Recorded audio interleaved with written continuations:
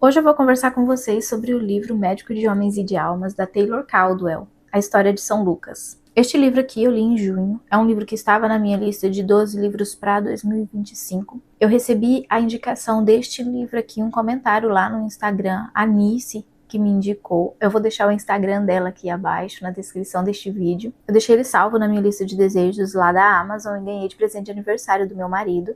E resolvi ler ele em junho. Eu já adianto que eu gostei muito deste livro aqui. Com certeza é uma das melhores leituras que eu fiz este ano.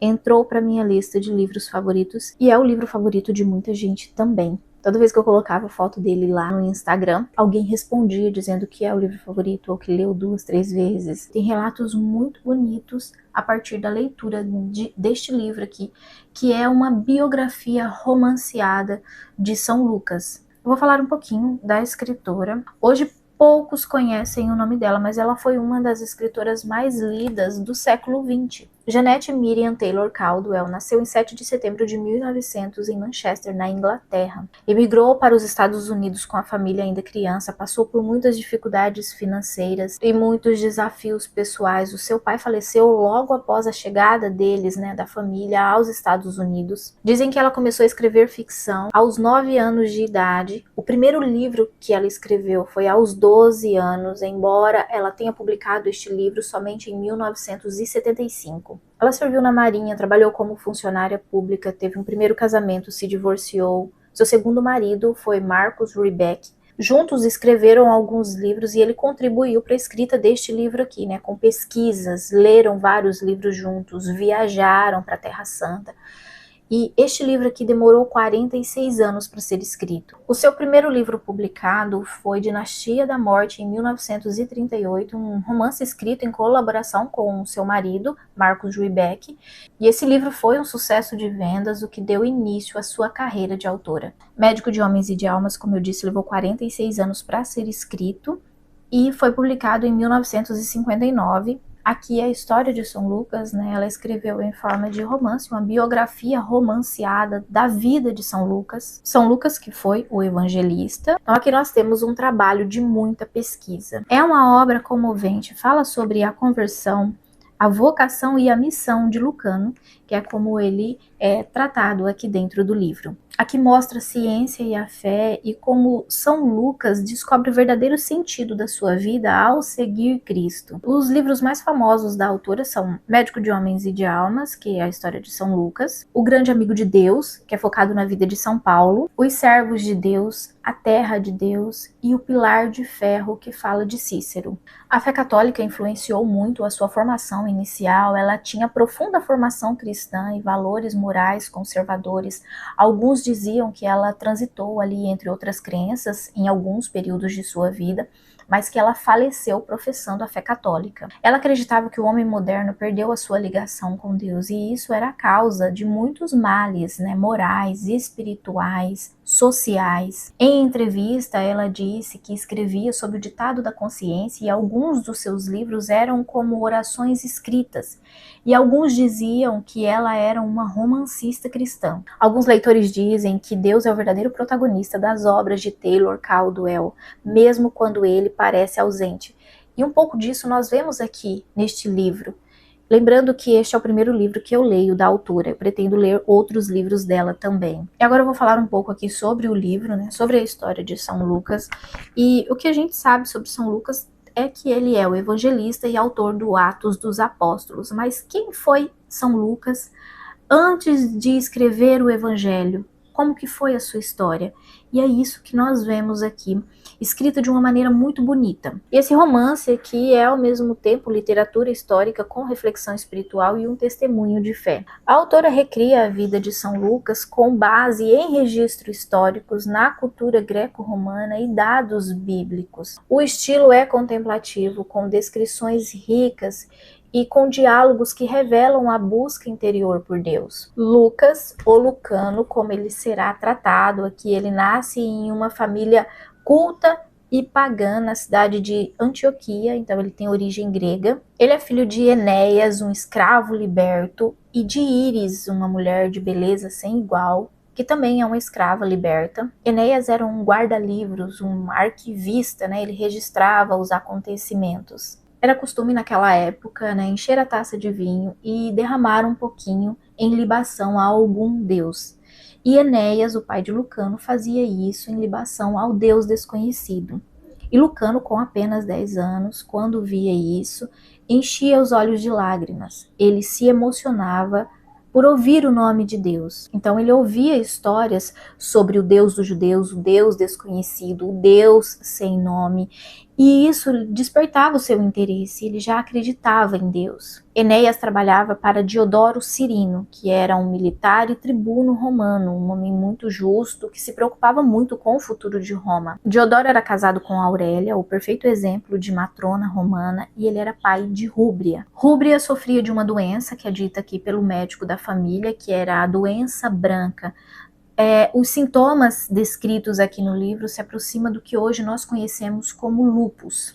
Lucano era muito amigo de Rúbria e sofria com o seu sofrimento. Tem um episódio aqui que Rúbria está muito mal, Lucano faz vigília ali no jardim da família, Diodoro vai falar com ele. Ali naquele momento ele fala sobre o Deus desconhecido para Diodoro e entrega algumas ervas para que seja feita remédio para Rúbria. E nessa conversa, Lucano manifesta o seu desejo de ser médico, então Diodoro faz uma promessa a ele e a seus pais que pagará os seus estudos de medicina em Alexandria quando ele completar a idade. E depois dessa conversa, Diodoro entrega as ervas que recebeu de Lucano para Keptá, que é o médico da família, e ele faz ali o remédio e dá a Rúbria, que milagrosamente melhora por alguns anos. Então Lucas desde pequeno se destaca ali pela sua sensibilidade, a sua inteligência e a sua inquietação interior. A partir deste momento, Lucas passa a estudar com os professores de Rúbria, passa a ter mais contato com o médico da família para ir aprendendo também sobre medicina. E tem uma noite ali que eles estão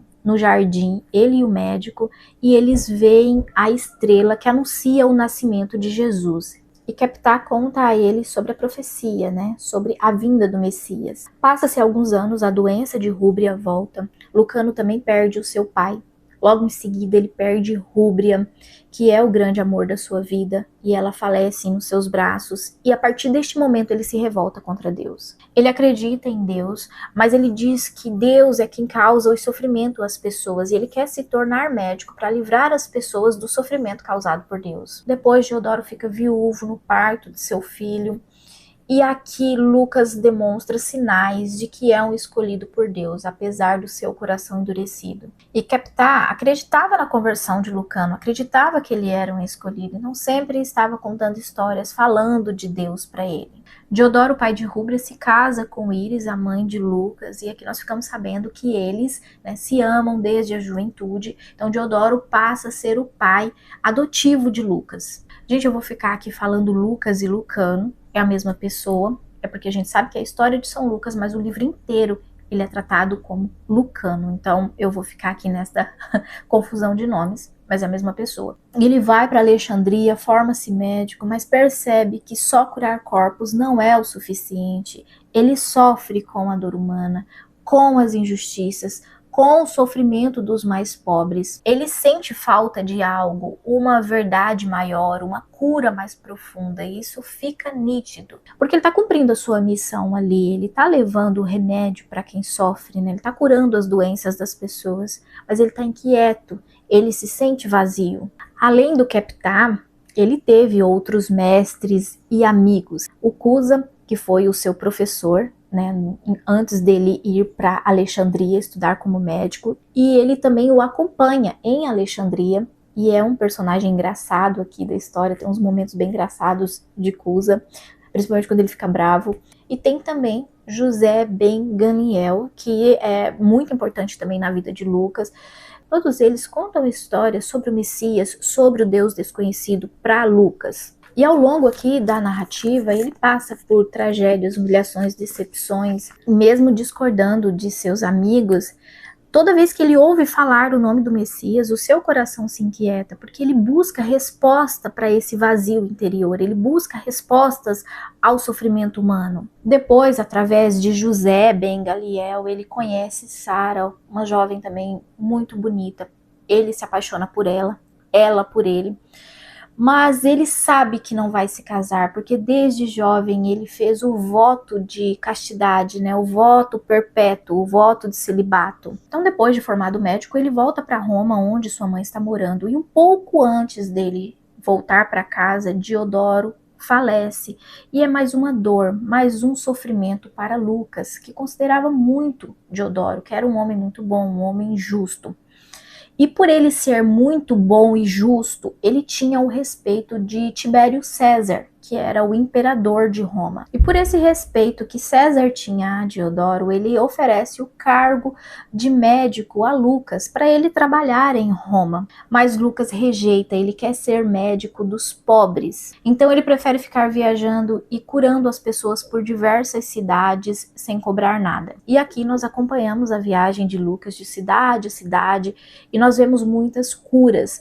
E algumas dessas curas são milagrosas, nas quais nem ele mesmo acredita.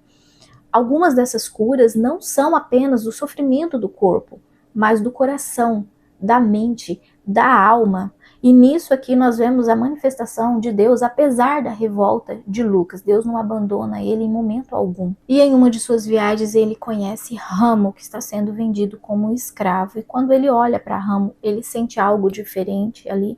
Então ele compra, né, ele como escravo, e depois ele dá uma carta de liberdade. Ramo passa a acompanhar Lucas nas suas viagens, nas suas consultas, aprende sobre medicina também. Ramo estava sendo vendido como escravo, mas ele, na verdade, era um rei que tinha saído de uma cidade da África, que estava à procura do Messias, ele estava à procura de Jesus. Então, ele acreditava firmemente que iria encontrar Jesus. E eles constroem ali uma amizade muito bonita. Lucas trata Ramo como irmão. E tem algo de muito covarde que acontece a Ramo. E neste episódio, Lucas conversa com Deus, reza a Deus pelo sofrimento de Ramo. E ele começa a enxergar que as coisas ruins que acontecem com os homens não são culpa de Deus, e sim dos homens que são maus. E a transformação de Lucas não é mágica, não é rápida, é sofrida, lenta, é real. Ele vai passando ali por uma conversão interior. E ele vai se abrindo a esse Deus. Ele não conhece a pessoa de Cristo, mas ele vê os sinais. Ele vê a estrela que anuncia o nascimento, ele fica sabendo sobre o massacre dos inocentes, ele fica sabendo também sobre a perca e o reencontro de Jesus entre os doutores da lei, ele fica sabendo sobre João Batista e o batismo, sobre a crucificação e sobre a ressurreição. E cada vez mais ele ouve falar de Jesus, e seu coração vai se convertendo dia após dia. Ele ouve as histórias, né, sobre as pregações e as conversões, os milagres de Jesus. Todas essas histórias vão chegando até ele através de seus amigos e conhecidos. E além das histórias que ele escuta, ele também sonha com Cristo. Ele fica sabendo sobre os primeiros cristãos, sobre os discípulos de Jesus, ele fica sabendo sobre Pedro, que continua convertendo e batizando as pessoas, ele fica sabendo sobre Tiago e João, que continuam com os ensinamentos de Cristo. Ele também tem notícias de Nossa Senhora, a mãe de Jesus. Ele tem conhecimento também da perseguição aos cristãos, e nesse momento ele não tem mais dúvida de que Jesus é o Filho de Deus e de que Deus é bom, que enviou seu Filho para a salvação dos pecadores. Então, ao saber de tudo isso, ele resolve começar a registrar, né, a profissão do pai dele, né, de sangue, Enéas, que era um arquivista. Ele começa a escrever o que seria o Evangelho de São Lucas. E ele começa a registrar todas as histórias que ele ouve, ele vai atrás dos discípulos Tiago e João, e ele deixa uma parte, que seria a primeira parte do Evangelho. Ele quer ouvir de Maria, a mãe de Jesus, ele quer registrar o que ela tem a dizer sobre Jesus. Então ele vai ao encontro de Nossa Senhora porque ele quer saber tudo sobre a vida de Jesus. E esse encontro com Nossa Senhora é belíssimo, é uma das partes mais bonitas do livro. É um encontro muito emocionante, o que já acontece aqui bem no finalzinho do livro. E é nesse momento que ele foi ao encontro de Nossa Senhora que ele recebe uma carta de um amigo falando de Saulo de Tarso, São Paulo.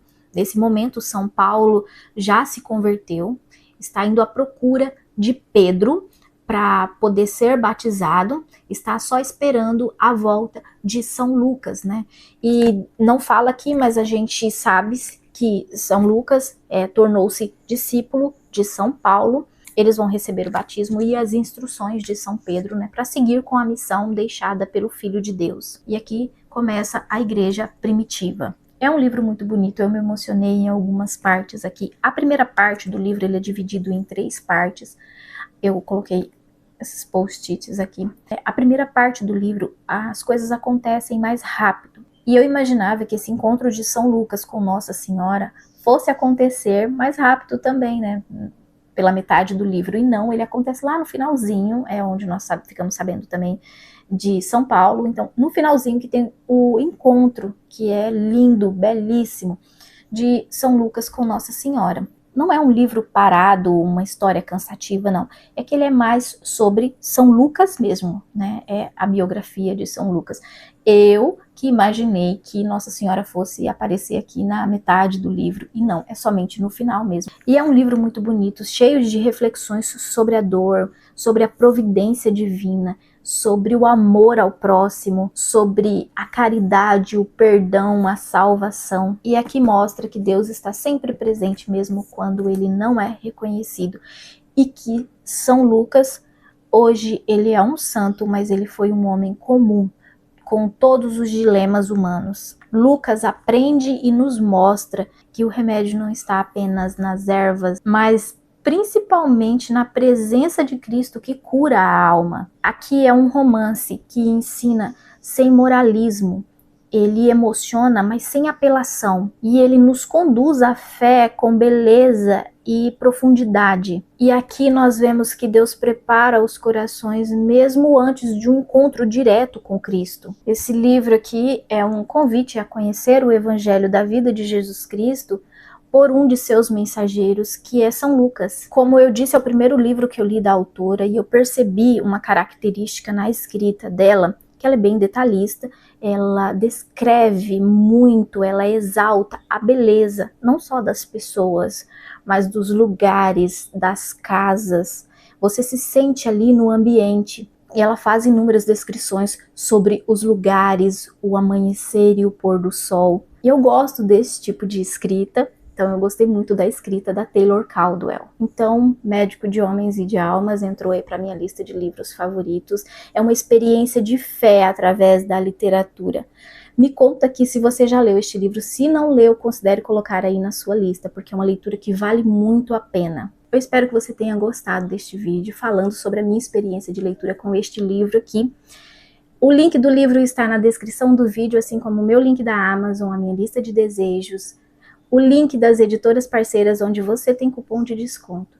Se gostou do vídeo, curte, se inscreve no canal caso ainda não seja inscrito. Até o próximo vídeo. Tchau!